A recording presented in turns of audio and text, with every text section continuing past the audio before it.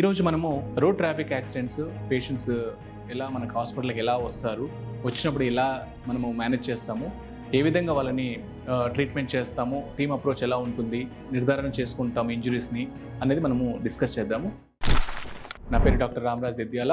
I'm general surgeon and laparoscopic surgeon and trauma specialist. ముఖ్యంగా road traffic accident అయినప్పుడు యూజువల్గా మనం కామన్గా చూసేది హెడ్ ఇంజరీస్. హెడ్ ఇంజరీ అంటే తలకి బలంగా తగిలినప్పుడు పేషెంట్స్ అన్కాన్షియస్ స్టేట్లోకి వెళ్ళిపోతారు అండ్ కోమా స్టేట్లోకి వెళ్ళిపోయే స్టేజ్లో ఉన్నప్పుడు మన హాస్పిటల్కి తీసుకురావడం అనేది జరుగుతూ ఉంటుంది.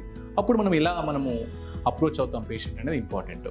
సో ఇమీడియట్గా క్యాజువాలిటీకి ఈఆర్కి ఎంటర్ అయినప్పుడు మన emergency team and surgical team approach అయ్యి పేషెంట్ని అసెస్ చేసుకుంటాం. ఫస్ట్ వాళ్ళ కాన్షియస్ లెవెల్ ఎలా ఉంది, వాళ్ళ ఐ ఓపెనింగ్ ఎలా ఉంది, బ్రీతింగ్ ప్యాటర్న్ ఎలా ఉంది, అండ్ వైటల్స్ ఎలా ఉన్నాయి, BP and saturations and pulse rate, ఇవన్నీ ఫస్ట్ ఇమీడియట్గా అసెస్ చేసుకొని పేషెంట్ని ఫస్ట్ బ్రెయిన్ ఇంజరీ ఉందా లేదా అనేది మనము కన్ఫర్మ్ చేసుకుంటాం. సో హెడ్ ఇంజరీ ఉన్నప్పుడు వన్స్ హిస్టరీ ఆస్పెక్ట్లో లాస్ ఆఫ్ కాన్షియస్నెస్ అంటే ఎల్ఓసి అంటాం. సో ఇంజరీ అయినప్పుడు తర్వాత ఇక్కడికి జరిగినప్పుడు సిచ్యువేషన్ అనేది పేషెంట్కి గుర్తుండకపోవడం అనేది కామన్గా చూస్తుంటాం. వాళ్ళని యూజువల్గా మనము ఇంటర్నల్ హెమటోమాస్ అనేది సస్పెక్ట్ చేస్తాం. సో అలాంటి పేషెంట్స్కి ఇమీడియట్గా మనము సిటీ స్కాన్ అనేది చేసుకోవడం జరుగుతుంటుంది. పేషెంట్ మాట్లాడుతున్నప్పుడు ఇవి చేయగలుగుతాం. అన్కాన్షియస్ స్టేట్లో ఉన్నప్పుడు మనము ఫస్ట్ ఇమీడియట్ ఎయిర్వే అంటే బ్రీతింగ్, సర్క్యులేషన్ అండ్ డిస్ట్రిబ్యూషన్, ఈ మనం 4 పారామీటర్స్ మనం ఇమీడియట్గా చూసుకుంటాం. ఫస్ట్ ఎయిర్వే మెయింటైన్ చేయడానికి ఇంటిబేట్ చేయడం, తర్వాత బ్లడ్ సర్కిల్ బీపీ మెయింటైన్ అవ్వడానికి మనం ఐవి ఫ్లూయిడ్స్ క్యాన్లా సెక్యూర్ చేసుకోవడం, తర్వాత ఫర్దర్గా పేషెంట్ ఇంజురీస్ ఇంకా ఏమైనా ఉన్నాయా మనం అసెస్ చేసుకోవడం అనేది జరుగుతూ ఉంటుంది.